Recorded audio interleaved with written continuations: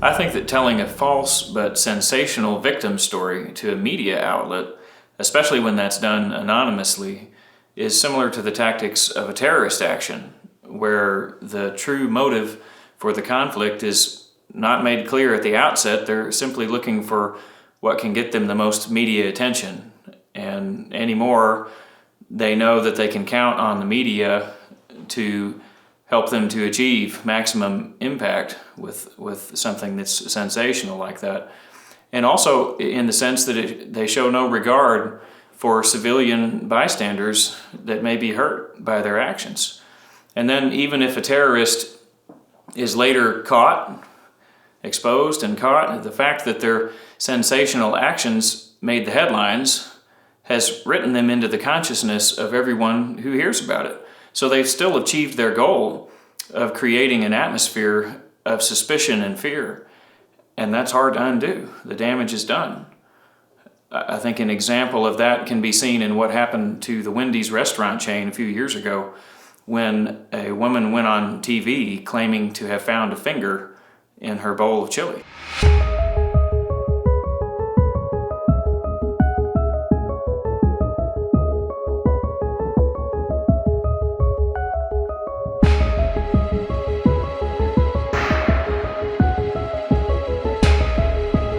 In March 2005, stomachs turned all over America as the news broke that an unlucky diner at a Wendy's restaurant in San Jose, California, had bitten into a segment of a human finger while eating a bowl of chili. Now we turn to the story everybody is talking about, the finger in the Wendy's chili. According to witnesses, the woman, who asked to remain anonymous in early news reports, immediately spit out the finger and began warning other customers to stop eating.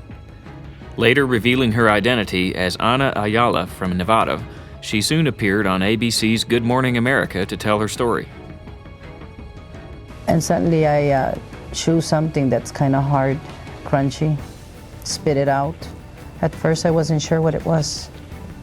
And as we started investigating, poking it, other people too, that's when we find that there's something that looks like a nail. She began vomiting as the grisly reality of the situation began to overtake her initial shock.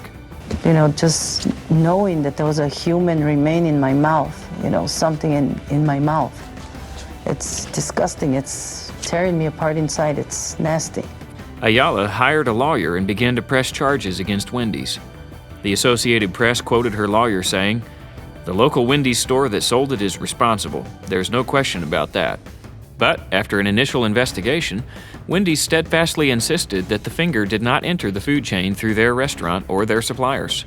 Spokespersons for the Wendy's Corporation said they were cooperating fully with the local police and health department's investigations and warned that it's important not to jump to conclusions.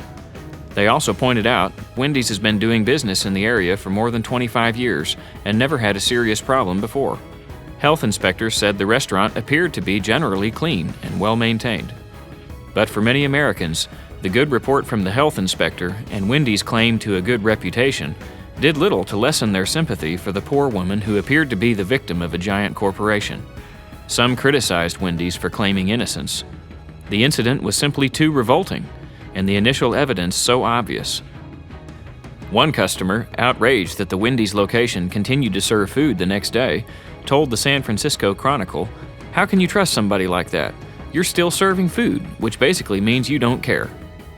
Wendy's sales suffered an immediate decline. I heard people finding bugs in the food, hair in the food, but never a finger, ever. But as the investigation proceeded, no source could be found for the finger. Food safety experts were consulted about the possibility of a hoax. Caroline, could there be another explanation? Sabotage comes to mind in this incident, perhaps. Certainly there's a chance that this is a grotesque prank of some kind or industrial sabotage. But the fact that the finger appears to have been in the chili for some time, they said it was well cooked, indicates, and that it has the spices and the tomatoes that you would expect, indicates that it was in the chili for a while. So I think investigators will be tracing back. They'll be able to identify how long it was probably there, and they will trace it back so they can find out where it probably entered the chili. But then it was discovered that according to court records, Ayala had been involved in half a dozen legal battles in the Bay Area, including a suit against a former employer for sexual harassment and a suit against an auto dealer in which she alleged that a wheel fell off her car. She had also received a settlement from a Las Vegas restaurant after she claimed her daughter got sick from the food there. "Lies, lies, lies, that's all I'm hearing," Ayala responded. "They should look at Wendy's. What are they hiding? Why are we being victimized again and again?" When asked if she put the finger in the chili herself, Ayala was indignant. You did not put any finger in any chili. No, I did not. No, I did not. That is the stupidest thing that they can say.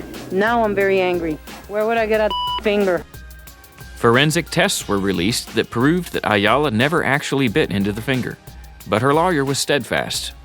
This is obviously not a hoax. This is very, very real, and it's very, very real to my client. The San Jose police decided otherwise. San Jose police have arrested a woman who claims she found a finger in a bowl of Wendy's. Police arrested Anna Ayala at her home in Las Vegas and put her into jail without bail for grand theft and attempted grand theft. It had been discovered that the finger had belonged to a co-worker of Ayala's husband, who lost it in an industrial accident and then sold it to them to settle a $100 debt. Our evidence suggests that the truest victims in this case are indeed the Wendy's owner, operators, and employees here in San Jose. We're also grateful for the fact that the Wendy's Corporation stood the ground. A lot of times you'll have corporations who will say, look, we don't want the publicity, we're just going to pay this off and make it go away. They stood up and said, no, we're not going to do that, and as a result, we were able to solve the case. The matter was settled in court the next year. Anna Ayala's story wasn't true, despite the fact she was telling it all over television. Yesterday afternoon, a county superior court judge in San Jose sentenced Anna Ayala and her husband, Jaime Plasencia, to 9 years in prison for perpetrating the scam that grossed out a nation. Ayala was released in 2009 and now admits that she cooked the finger herself in her Las Vegas home, using a Wendy's chili recipe so it would appear genuine. She told CBS News Wendy's had nothing to do with this.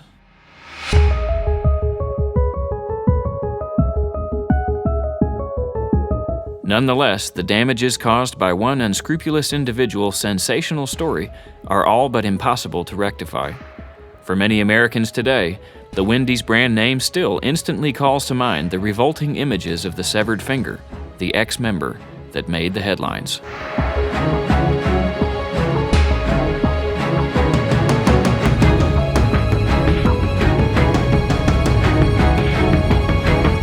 It's been a long ordeal for all of us at Wendy's.